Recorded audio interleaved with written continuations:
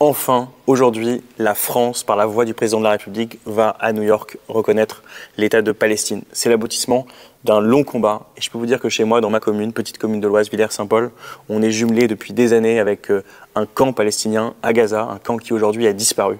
Et ça fait des années qu'on interpelle pour la reconnaissance de la Palestine. Et aujourd'hui, elle a lieu.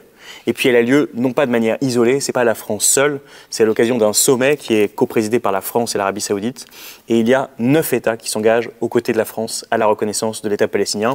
Il y a l'Australie, il y a le Canada, il y a le Royaume-Uni, il y a le Portugal, il y a la Belgique, le Luxembourg, Saint-Marin, Andorre, Malte. Donc il y a un mouvement vers la reconnaissance. Et ce mouvement, il fait suite à une déclaration du 12 septembre dernier, déclaration de New York, dans laquelle il était dit qu'il fallait qu'il y ait un chemin vers, justement, cette reconnaissance d'un État avec une pleine souveraineté pour les Palestiniens, avec un cessez-le-feu à Gaza, avec la libération des otages, avec le Hamas qui a été exclu du processus. Parce que vous savez, on entend souvent ça aurait été ou ce serait une victoire pour le Hamas. Il n'y a rien de pire pour le Hamas que cette reconnaissance, puisque lui, il ne veut pas de la solution de 2 États vivant en sécurité, l'un à côté de l'autre. Alors cette reconnaissance, elle intervient maintenant.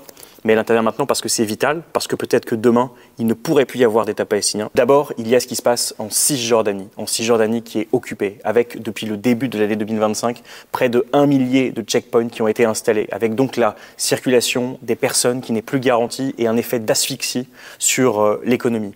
Avec aujourd'hui le gouvernement israélien qui a fait le choix de soustraire une partie des recettes fiscales qui permet à l'autorité palestinienne de fonctionner en Cisjordanie. Il y a plus de 60% des recettes habituelles fiscales de l'État qui lui ont été soustraites, qui lui ont été prises. Et donc vous avez en Cisjordanie une situation catastrophique, une économie qui est à bout de souffle, au point que l'ambassade américaine, dont vous connaissez la proximité avec le gouvernement israélien, a elle-même dit que lorsqu'on mettait les gens dans une situation désespérée, ils pourraient commettre des actes désespérés. Donc la situation en Cisjordanie, elle est catastrophique. Et c'est pour ça qu'aujourd'hui, il était essentiel d'affirmer la création d'un État palestinien. Et puis il y a ce qui se passe à Gaza, que chacun connaît. Tous les jours, des bombes, des civils qui meurent tous les jours. Et donc là, la reconnaissance, ça ne peut être qu'une étape, un premier pas vers des sanctions au niveau européen. Parce que sans ces sanctions, sans la volonté de stopper désormais le gouvernement Netanyahou, eh bien la solution à 2 États, elle sera et elle restera lettre morte. Donc c'est un jour important, mais c'est qu'un point d'étape, c'est un point d'appui pour les militants de la paix que nous sommes.